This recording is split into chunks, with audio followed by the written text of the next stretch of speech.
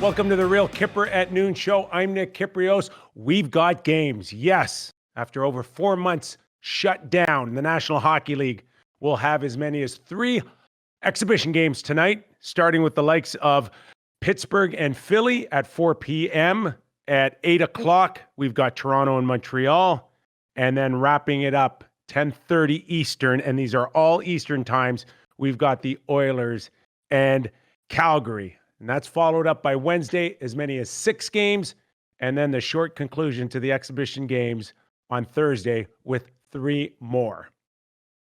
Now, the focus should be on these games tonight. The focus should be on the prep work going into August 1st puck drop, but unfortunately, the focus isn't there quite just yet. Of course, I'm talking about all the inside stuff, including what has happened in the last few days with the Arizona Coyotes.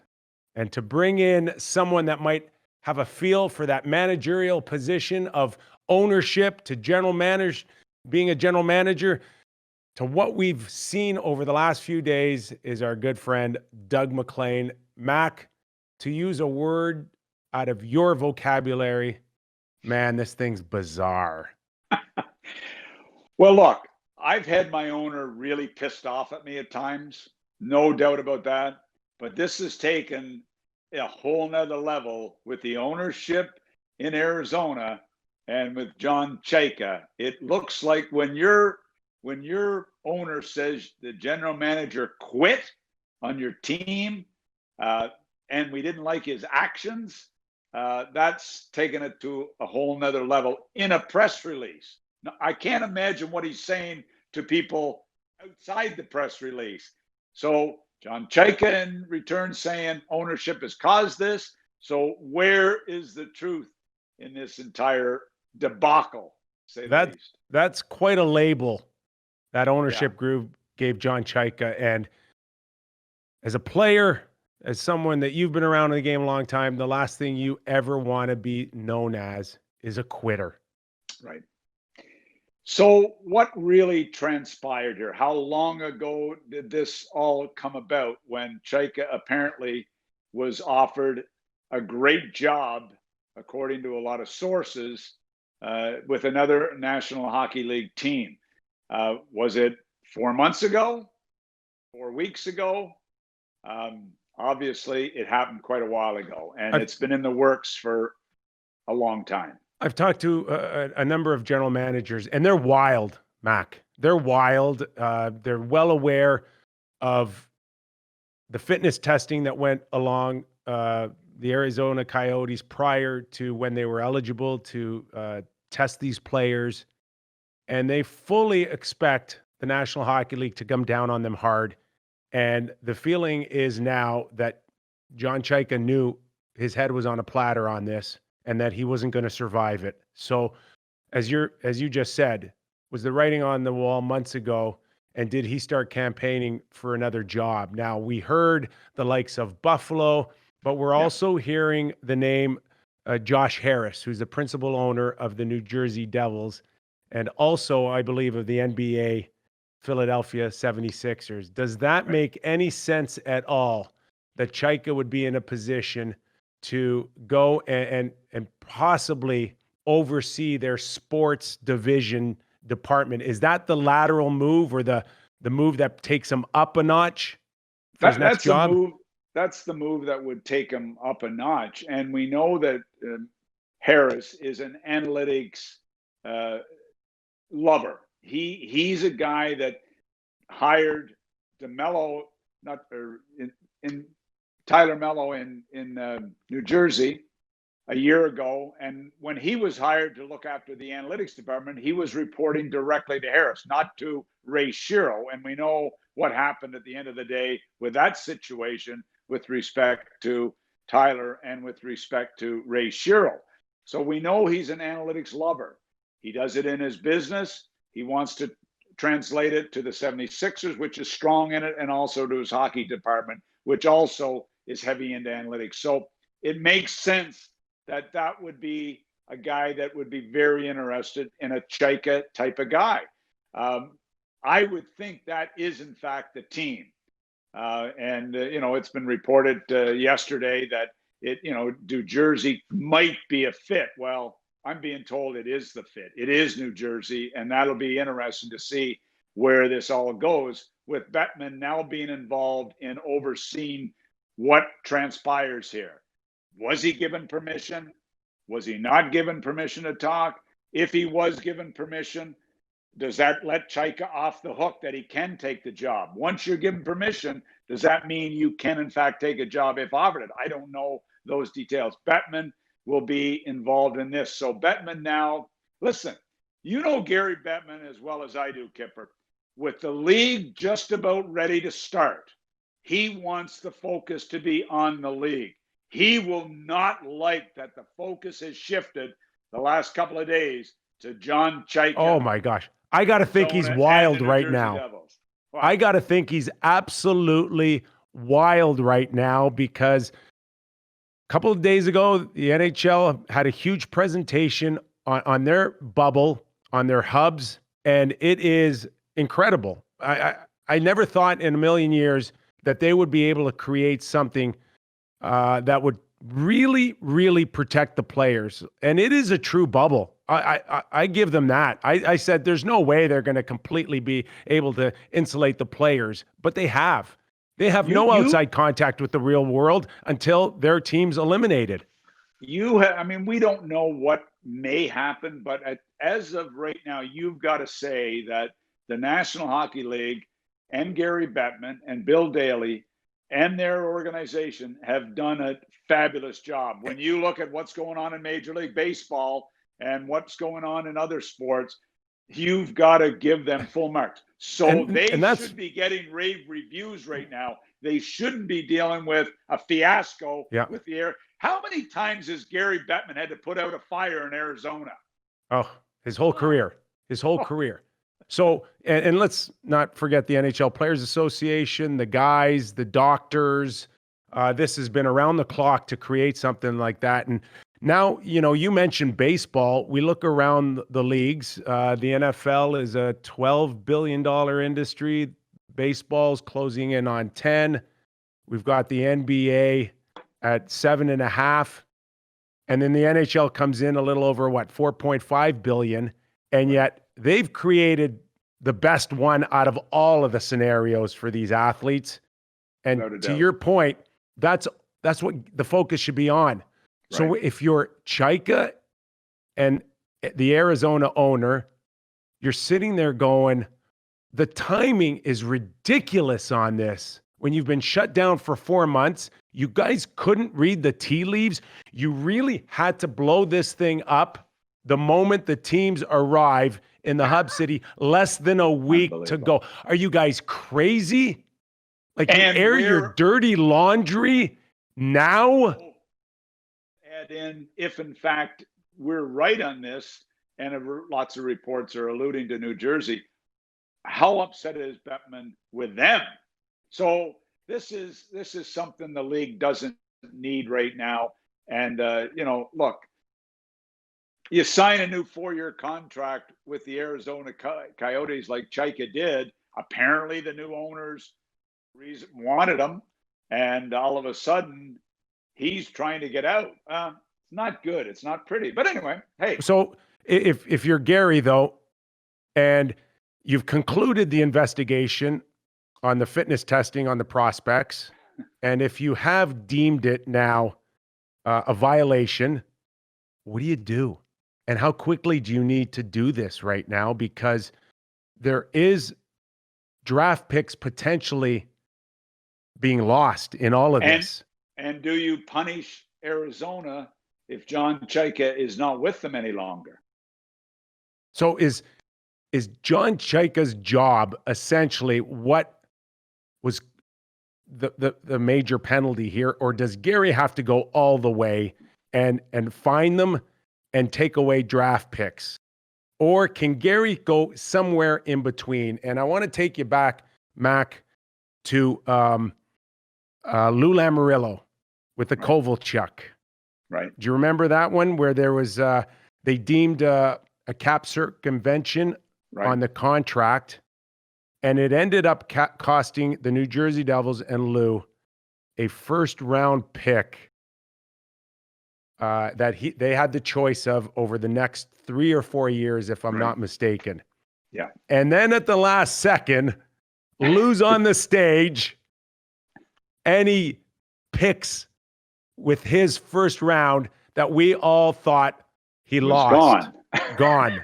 It reappeared. So what happened?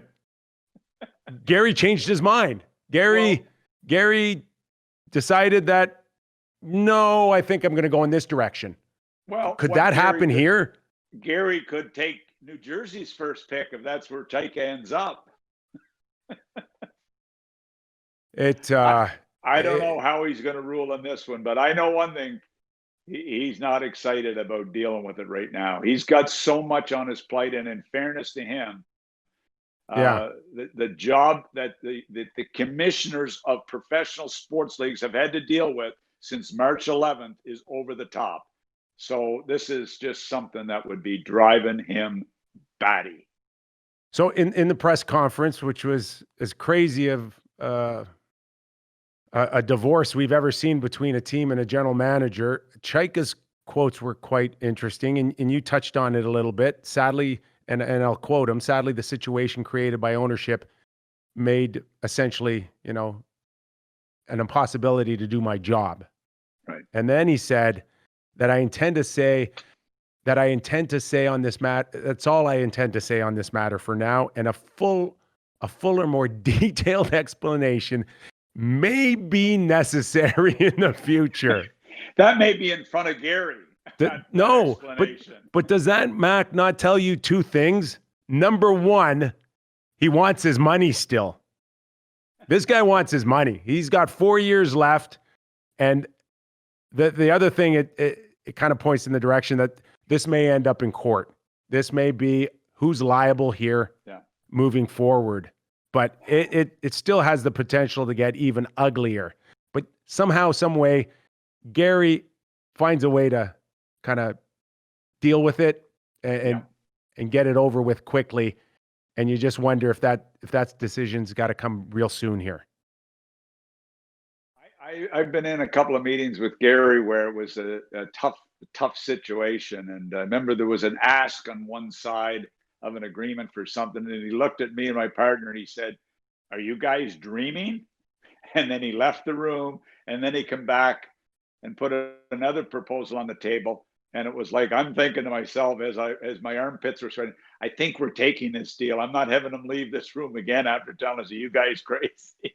So he has a way of getting these things sorted out. And let's hope that it works out. I don't want to see John Chyka out of the game. I don't want to see him lose a great job, but there's ways to handle things, no doubt about that. And we do know that, at the root of all issues is money. Our understanding is Chyka's, if not the lowest paid general manager in the league. A lot of people on the inside telling me that he makes all but $400,000 as a general manager in the National Hockey League. I can't confirm that, but I will tell you this, that it's tough if you're Chyka now, watching other general managers be in a position of making millions and you're still there. Was it a situation where he asked for more money, didn't receive it, found more money, tried to get himself in that scenario? I mean, there's so many ways. And listen, we know Arizona, they've had money issues. We hear the numbers lost every year in that organization, upwards between Mac, 25 million a year. Right. I mean, it's a tough scenario. They've got a new owner coming in now that didn't exactly get it on the cheap. I heard that number, Mac, that he paid was in the vicinity of $380 million for that organization. Is it hard for Gary Bettman to go to a new owner right now and say, "Hey, listen, we appreciate you paying a decent penny for this organization that at times has lost money, but I got to still fine you $5 million.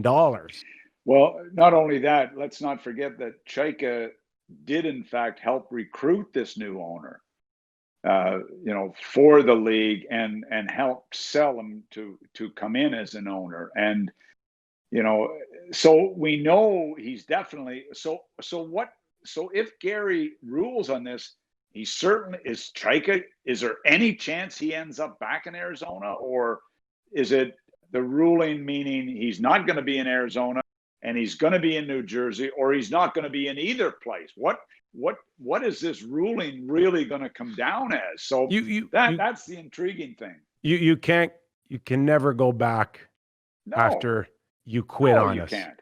Exactly. You can never do that. No, exactly. So it makes it a little challenging here. So we'll see, but it's big news on the eve of exhibition games, Mac. Exhibition games. Right. What did you ever take out of an exhibition game? Did you want to win that game, or was it solely about I want to see this player perform, and I'll find out whether or not he's ready for me? You know what? When I was a young coach in the league, it was like, I remember we were playing an exhibition game in Jacksonville one night, and I'm screaming at the referees and I'm yelling at my players. I'm thinking, like, Doug, it's an exhibition game. Will you relax? So, as a GM, you look at it a little differently. You really use it as a total evaluation because you're excited about exhibition games because you've got your 10 young kids or minor leaguers in the lineup and 10 veterans who are, most of them, fighting for jobs. I always enjoyed training camp. I always thought it was a great exercise. I would really love this type of training camp where you go for a couple of weeks with 30 players. That's the ultimate training camp that you could have, but we'll see what happens.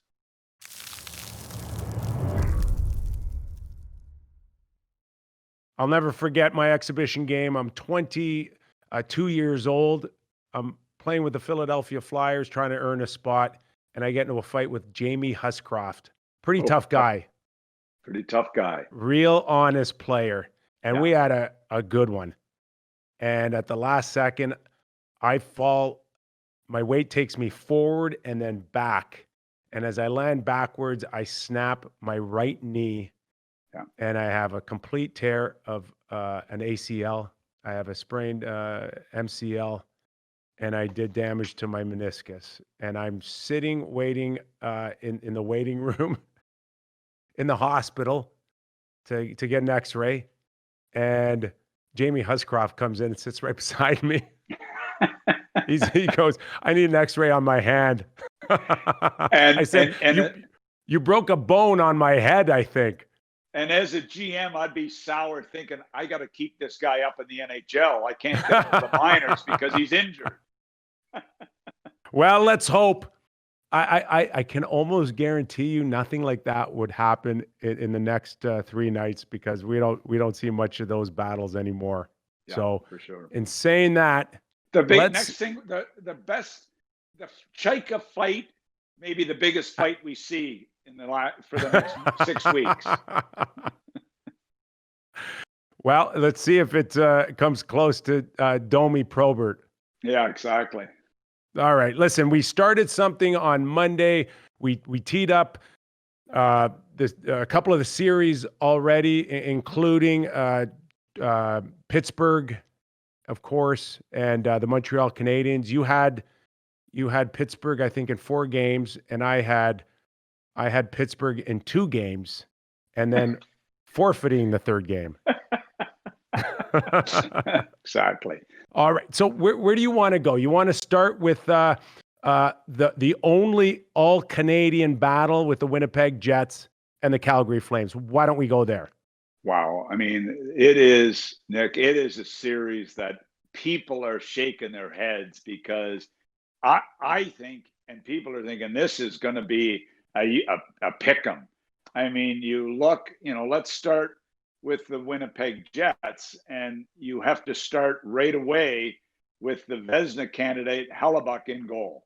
He is coming off an unbelievable season. So goaltending for the Winnipeg Jets certainly looks like it could be a key to this series. You look at Calgary's goaltending.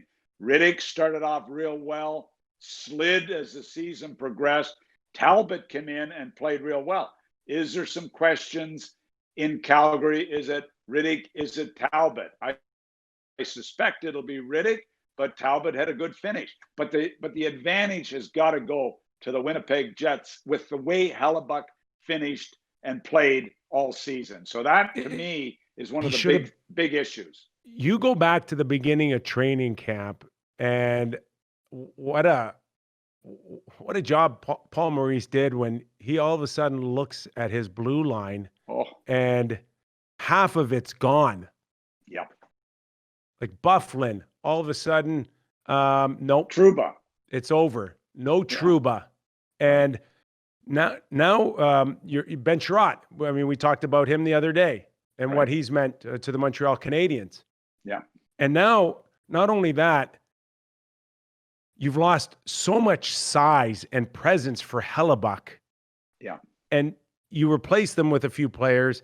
And this Neil Pionk, what a player this guy is, Mac. This guy was a prospect from the New York Rangers in the Trouba, and it ended up being a first-round pick as well. Right. And you're sitting there going, you watch this guy play over the course of 65, 68 games, and you're thinking the trade should have included a first-rounder to benefit, right? I mean, it should have been the first pick should have maybe been the other round. This is how good that Pionk guy is. He comes in with 45 points in his first season in Winnipeg and steps in, as you said, to big shoes with Bufflin and Trouba in particular gone. So all of a sudden, they have a totally new top four with Morrissey, Pionk. All of a sudden, the other kid that really come in is Pullman. Carried himself. I mean, they got Niku there. Mello comes in a late trade. So all of a sudden, they've got a pretty good looking blue line, and that has been helped without a doubt with Hellebuck's play. But you're right, a revamped blue line by Chevy in Winnipeg. I think he's done an outstanding job, and now they're coming in with pretty good depth. They're healthy. DeMello, you just touched on him, but they're not big guys. They don't have the presence that Paul Maurice once had on the blue line.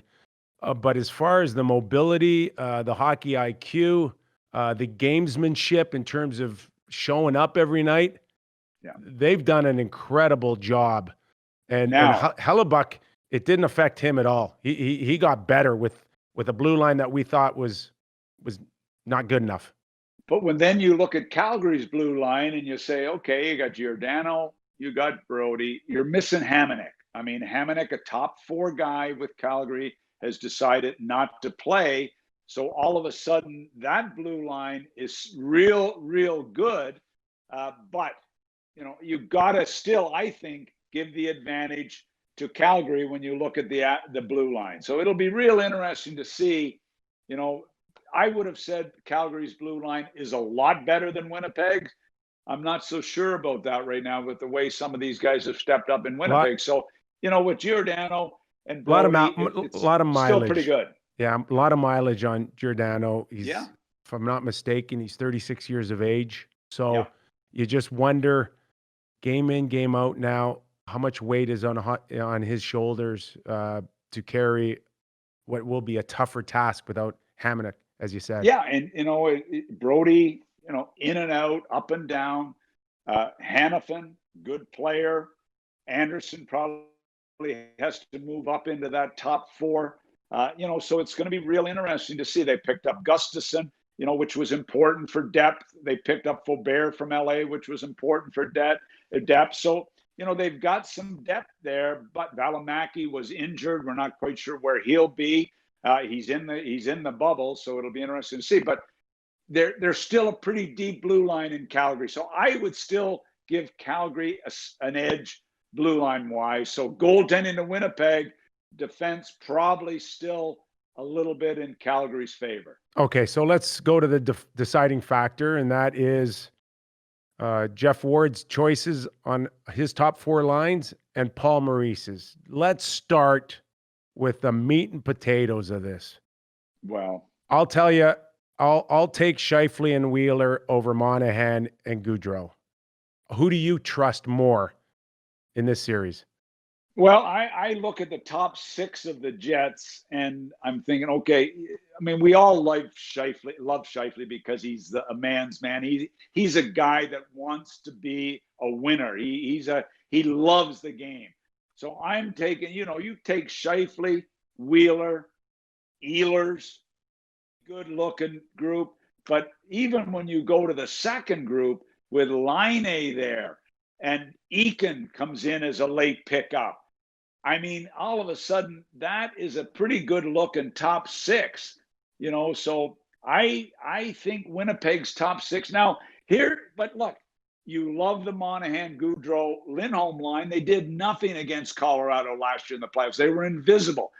But the way that Tkachuk has taken a step with Backlund and Manapani, all of a sudden that second line looks pretty good. But Tkachuk is the guy to me. Yeah. Can he be the X factor in the top six with these two teams, with what this kid brings to the table on a nightly basis? You love Winnipeg's top six. You like Calgary's top six.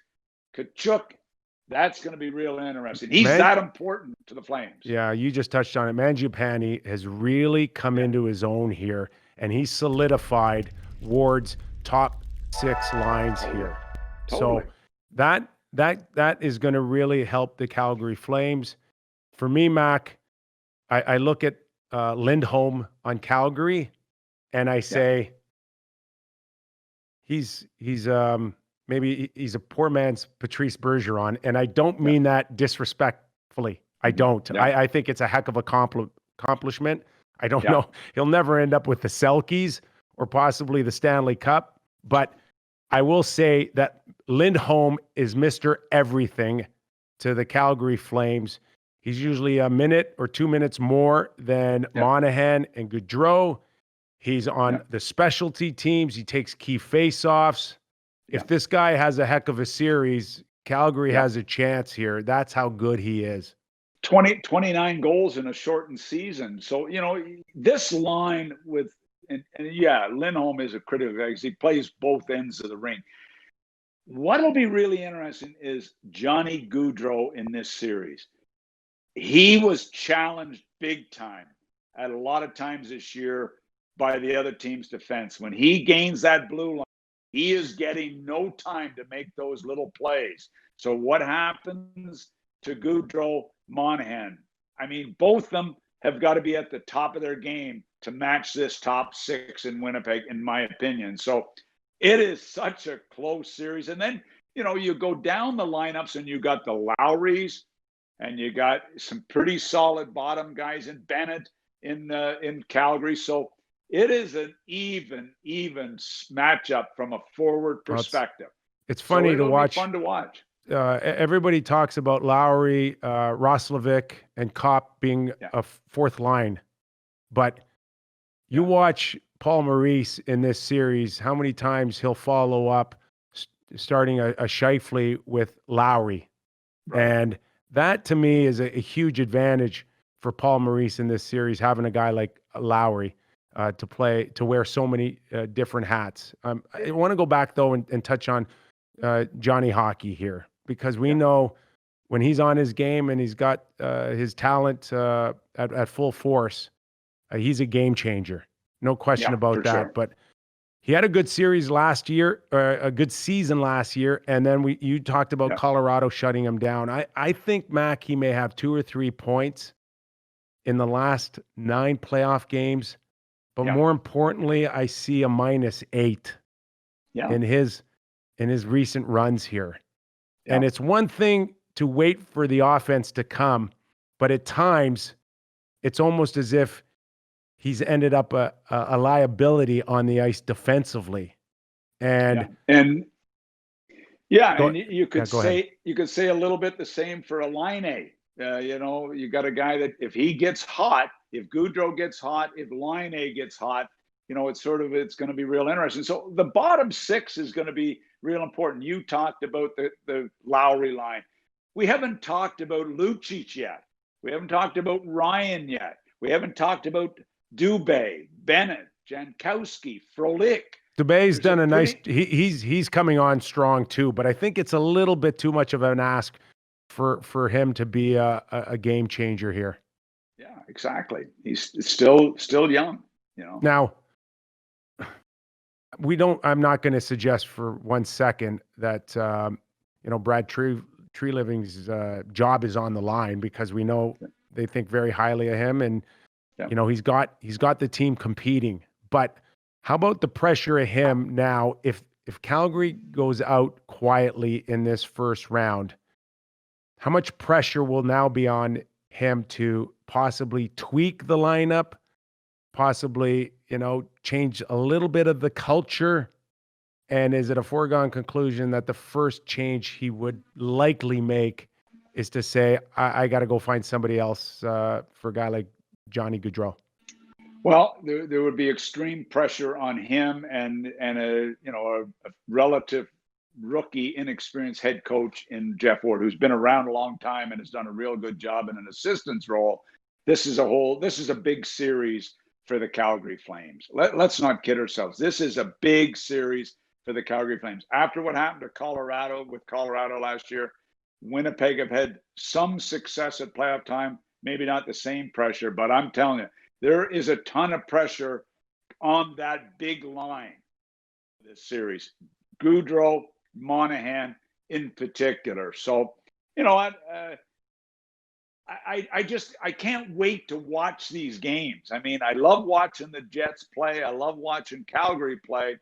This series has the makings. I mean, Nick, it's hard to decide. We've gone through every category. It's hard to decide who's going to win it. And you're right. Yeah. There's extreme pressure on the Stars in this series, to say the least. Monahan, we know he's a big, talented guy, but is he a true elite number one centerman right now, Mac? Or would you look at Scheifele at number one with Winnipeg and say there's an edge there with Scheifele over Monahan? I like Monahan a lot as a player. I love the way he plays the slot. I love the quick stick. I love lots of things about him.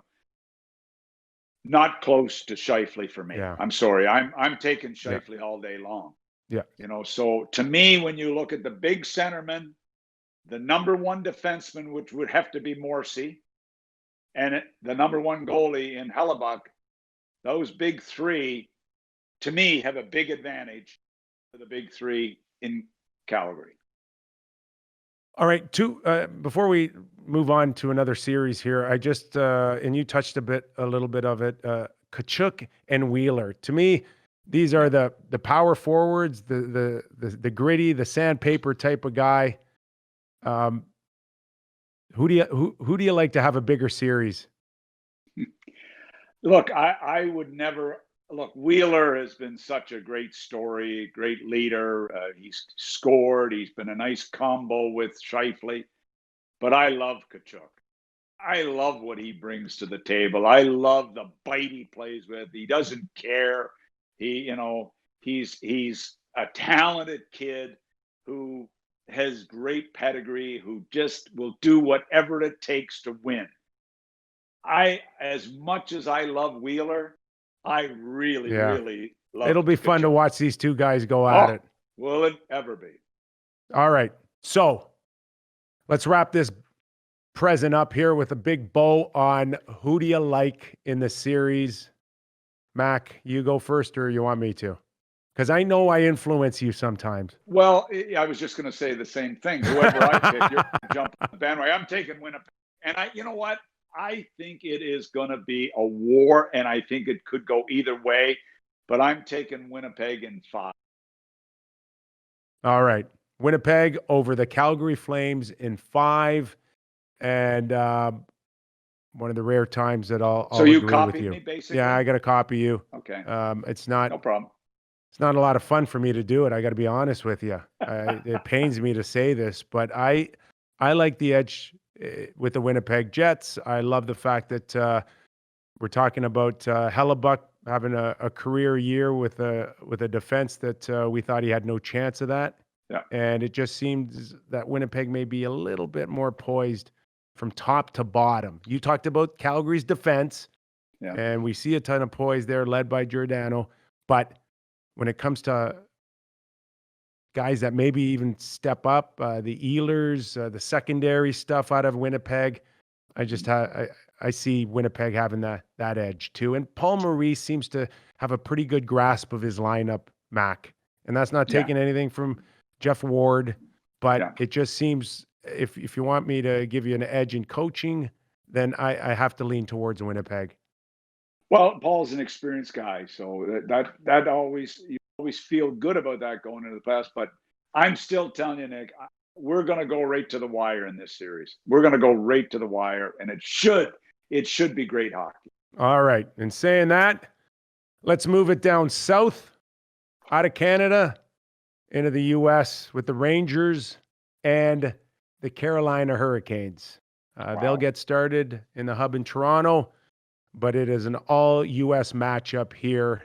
Mac, where do you want to start? You want to go in goal here, because we believe that we are looking at Mrazek to start with Carolina, although James Reimer has done an incredible job since getting in Carolina, but I get a sense that they're going to lean towards Mrazek. I think Mrazek goes for sure, and there's a lot of things to like about this Carolina hockey team with the way they play.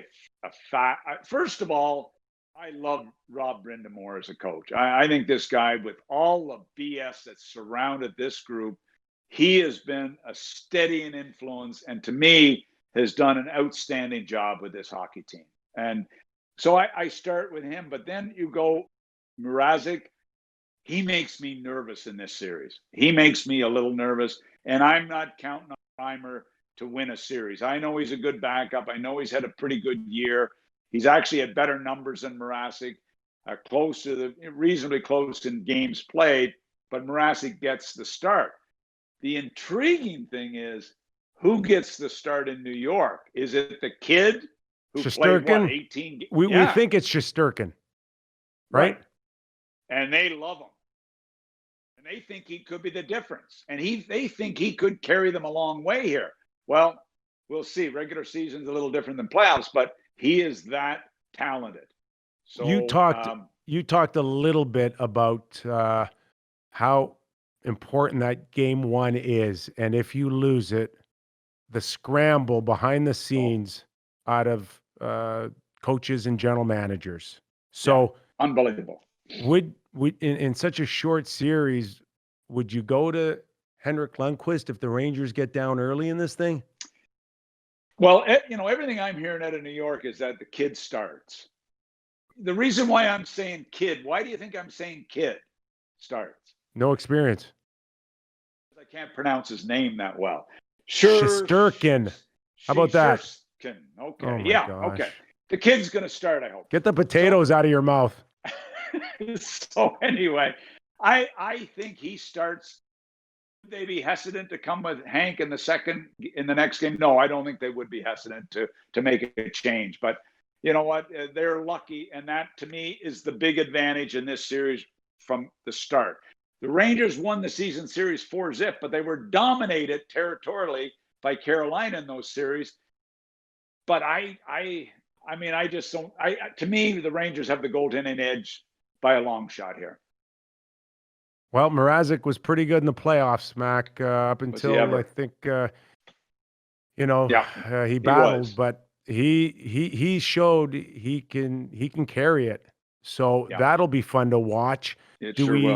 Do we give Carolina's blue line the edge, despite now the news that Dougie Hamilton will be lost for a couple of weeks and unavailable in the first round? That is devastating, because it's a big blow. Because you look at that blue line of Carolina's with Hamilton and Slevin, and I mean, all of a sudden, that Pesci's out by the looks of it. He's out.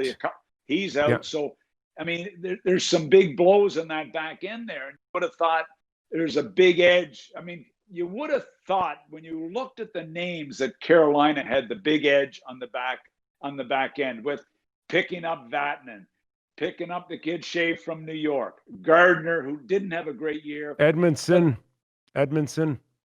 Right. Edmondson's just a solid guy. So you would have to say they have the edge on the back end.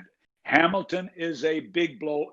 I mean, this guy is coming off a Norris Trophy type season, and to lose him, to me, I mean, that's comparable to the Blue Jackets losing Seth Jones or Tampa losing Hedman. I mean, he's been that good this year, offensively and defensively.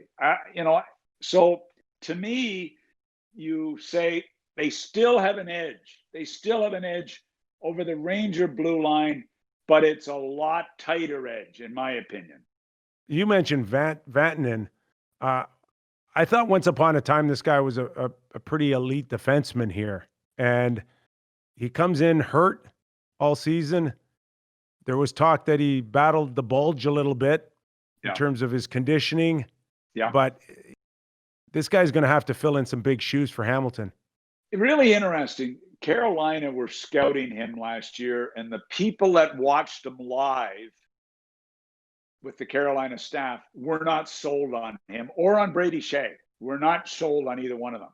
The analytics people in Carolina that made the call on both these acquisitions and also the acquisition of Hamilton. And we know how important the analytics department is, led by Telesky in Carolina. They made the call. And what analytics people do is, well, he's having an off year, but we know that Jake Gardiner, Vatanen, Brody, we know Shake is going to be a lot better. And we're really smart, and we're going to make these pickups. Well, all of a sudden, veteran guys looks, with it, Hamilton out, looks like it might have been a reasonably good move if they play better than they played in the regular season last year, because they were not very good last year. Jake Gardner's been a forgotten guy. At one time, a pretty key cog with the Toronto Maple Leafs.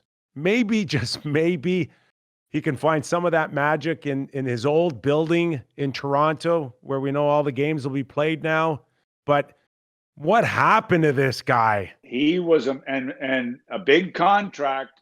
And as I've said on occasions, great if the analytics people are making the call on a Jake Gardiner signing. But then if they're making the call, they got to pay the same price as general managers when they make bad signings. All of a sudden, this one doesn't look so good. We know Jake's better than how he played in Carolina. I don't get this. I don't get how he was that bad this year. So can he have a bit of a coming out party? So there's some real eyes on this Carolina blue line. First of all, injuries. Yeah. Now they're all healthy. How are they going to perform? And Jake has battled. He has battled some issues health-wise, so that's contributed for sure in his demise a little bit during his career. Let's flip it over now. We'd like to think that we're giving the edge to Carolina with the experience, especially Slavin, who we believe is the best defenseman in this series. But holy moly, did some players come on big time for the New York Rangers, including the likes of Fox, D'Angelo, and of course, you factor in Trouba, who's one of the veterans now on that team. And they're not as bad as people make them out to be back there. Like, who would believe that you make the big acquisition for Trouba and he's playing behind D'Angelo and Fox? He is behind them. I mean, D'Angelo with 53 points last year, Fox with 40-plus points last year. But Trouba comes, then you got the veteran Stahl, you got Lindgren, who was picked up with a deal with Boston. All of a sudden, you got a pretty good blue line in New York, and you got the makings of a great blue line because they're so young. So a revamped blue line with the Rangers has caught a lot of people off guard. They get the puck out of their own end real quick. They got some toughness on their back end, and they're point producers. So I'll tell you, to me, with the way if you look at how the Vatanens and the Gartners and the Shea's play last year versus how these guys played, you got to say that the Rangers' defense is right there with Carolina's. It's pretty close. And they can lug the mail, or they can get it up as quickly as they can to the likes of Zibanejad and, of course, Panarin. If we talk about the best 1-2 punch in the NHL with the likes of McDavid and Draisaitl, these guys aren't they're not that far behind Mac. I'll tell you what, I look at, JD leaves Columbus because he gets a chance to get his dream job. Yeah, but he And left that's with one thing. he left with somebody. But he Don't left forget. with his pockets. He left with his pockets full because of his cash he got, and he also left with his hip pocket with Panarin in it. Oh my God! What a score! What a score! Seriously, do you think I love to bust JD? JD, did you mention that in your interview with the Rangers that you were bringing Panarin with you? Of course he didn't.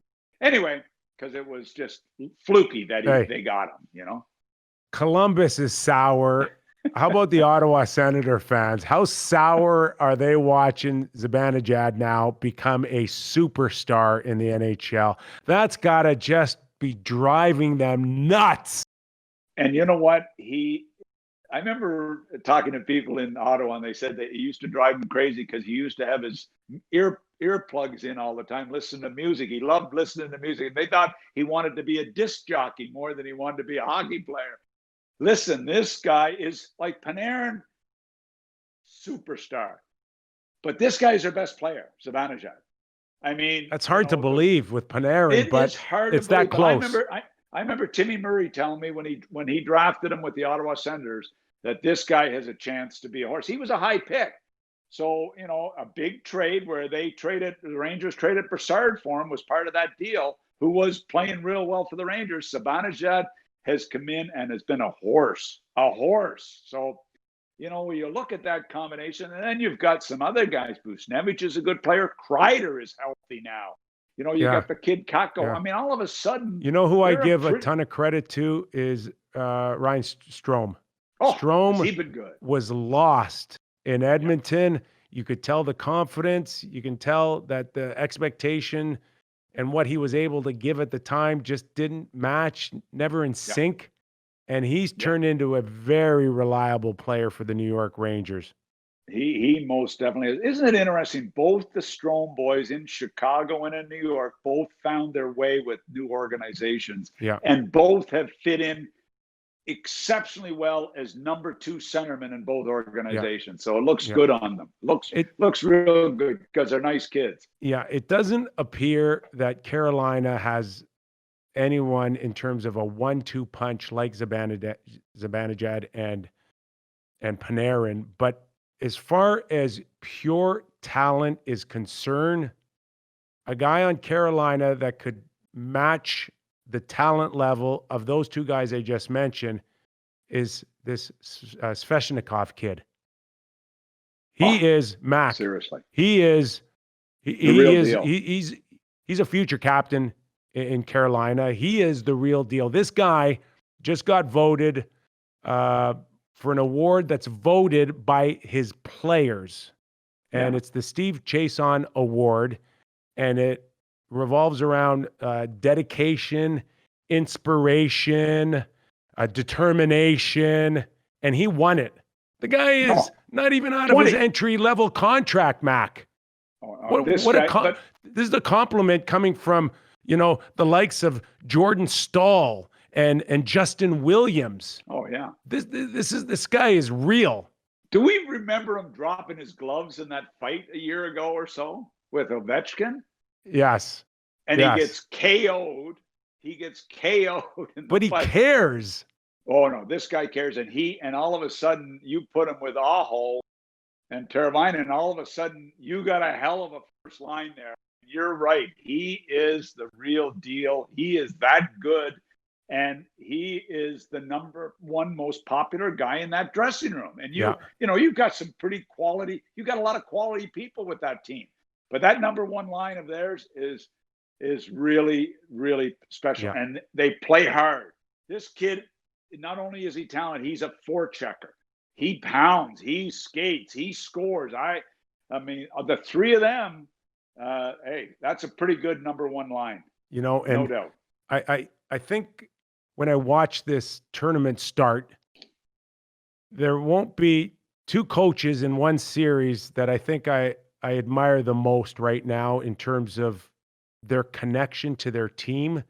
And both these coaches, and you mentioned it earlier, Rod Brindamore and what he means to his players. And David Quinn, under a very short period of time, has really come in and been a difference maker for the New York Rangers.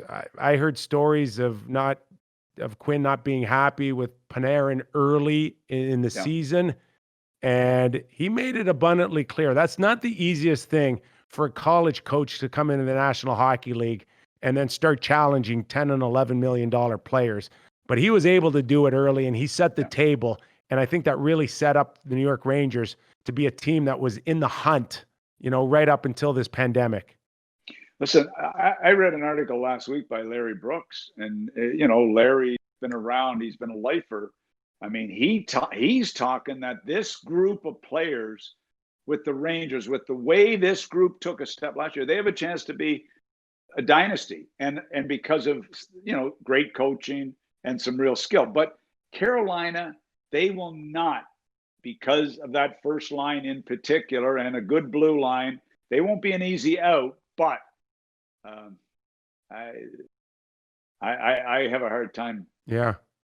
Last year. But I'm letting you go first with the prediction. I'm not going first this time, just to see Listen, if we agree on this. Near and dear to my heart, the New York Rangers. You just don't forget about Stanley Cups in 1994. You got the ring on? But no, I don't have the ring on. How can you not have the ring on when we're doing the Rangers that's embarrassing. Don't you know? I don't I want was to make with you at feel the bad. Ritz for a beer. You had the ring on. I don't want to make you feel bad. It pains me when you stare at my ring for like hours, wishing you had one. I can't do that to you on my show. What I miss most about you was when you would say, "Hey, Mac, Wayne just called and he wants me to meet him at the Ritz for a beer. Do you want to join us?" And I looked down, and of course, you've got the ring on, and I've got my Washington Capitals assistant coaching ring on. Anyway, I miss that. I want to pick the New York Rangers, but my head says that Carolina's still good enough. They've proven themselves over some long playoff runs with Rod Brindamore before. And the Rangers, we love everything about the Rangers, and they are coming on, but I don't see them getting through this first round. So I will pick Carolina in 5 games. I can understand where you're coming from, but I'm picking the Rangers in 5 games. And, I've been wrong before, but I feel pretty good about this. If this kid in goal, what's his name? Shesterkin. He has to be real good. Say it. He has to be real good. Say it. Sure. Yeah. Chess? Sure. Yeah. Anyway, I really like him. How many times? The Rangers in 5, and I think they played so well down the stretch. They're confident. I'm picking the Rangers. How many times have I told you, don't drink before the show? Come on. How many times have I told you that? Don't drink during the show. I think you are dehydrated, actually. Lee, anything else you want to add? No, I'm good. You good? I'm good. I'm real good. Yeah.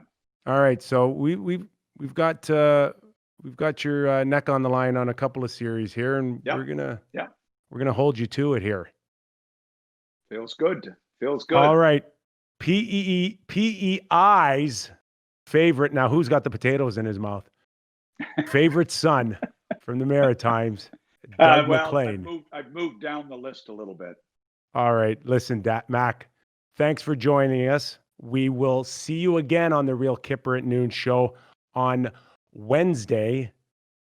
And we expect you to continue this torrid pace on your PTO, and it continues to get better and better for you. So I'm not suggesting you go find an agent anytime soon, but I will say keep up the good work. Somebody said to me the other day, Kippy's got to come up with a new joke. It's getting old. Listen, you know when take care, man. John Shannon's still waiting. Yeah. You know, if All that's right. my competition, I feel really, really. All right. We'll see you tomorrow, okay? Take care, man.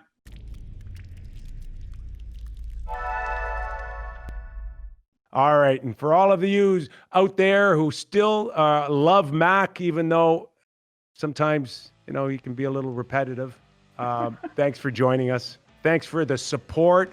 Thanks for watching. This is where you're going to find it daily for all your NHL news to tee up games. So keep continuing to watch on the YouTube channel. And by all means, the rating and reviews, if you can do that on the Apple Podcast Store, we'd love that as well. Give us some comments. We read them. We want to hear what you're saying. So till tomorrow, Mac and Kyper out.